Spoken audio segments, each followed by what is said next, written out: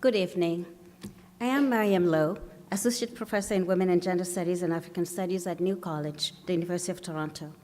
I'm delighted to share a few thoughts with you on the very topic of Africa's next generation. Such a timely, critical, and engaging conversation, thanks to the concerted effort between the Walrus Foundation and the MasterCard Foundation. Thank you for your invitation. The title of my talk tonight is Between Hope and Despair: Realistic Optimism and the Reimagining of African Futures. Being a die-hard optimist, I just could not think otherwise. But first, let me tell you a little bit about myself.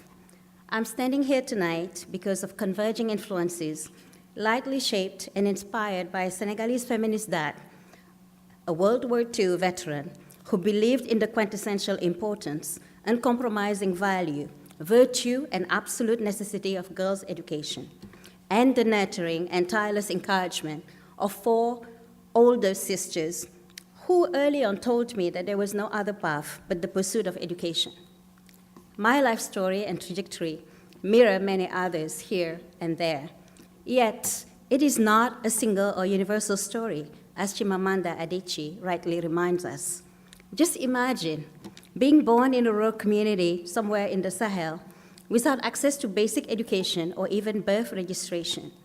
This is the plight and existential reality of many girls and boys who fall victim to structural and social inequalities and form of social exclusion with drastic consequences throughout their life course. While gender inequalities and gender gaps in education have been reduced and even reversed in many countries, they still remain a mark of difference and stratification and persistent gender gap in employment. You can certainly guess the lifelong consequences and impacts.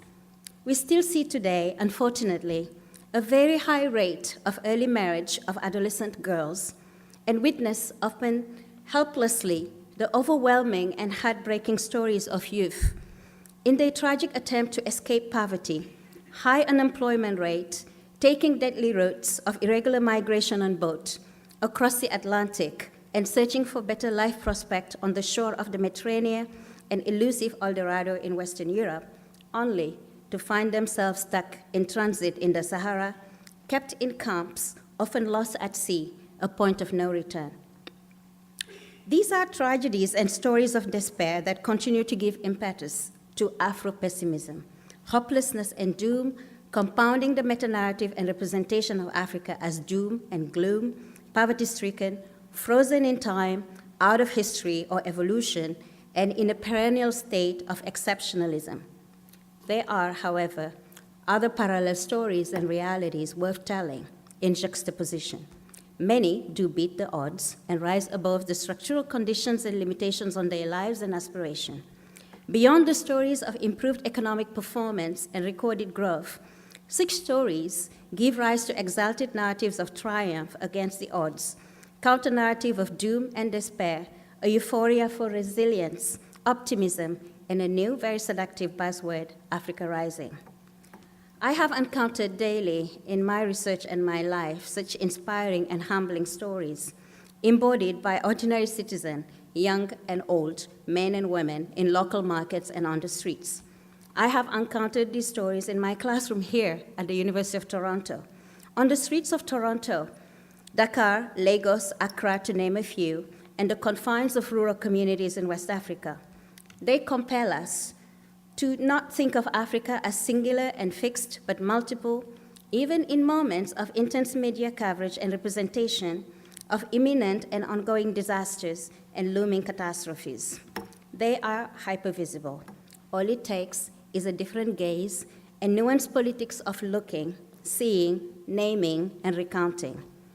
In this clashing vision and representation of Africa present, past, and future, between hope and despair, one needs to discern the complex realities, lived experiences, fluidity, and dynamics of change in the mundane reality of everyday life in various parts of Africa.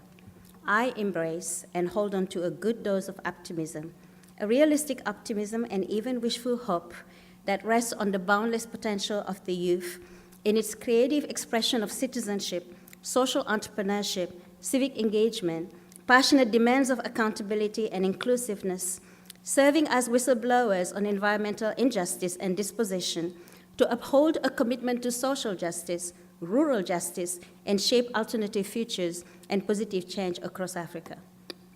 When traveling to various African countries such as Senegal, my own, Ghana, Nigeria, Ethiopia, to name a few, one cannot ignore the vibrancy of African youth and its creativity, even when hustling to make ends meet. One can feel and share the pulse of life that's lived to the fullest with dignity and a sense of purpose, even under material deprivation, often measured based on economic standards of well-being.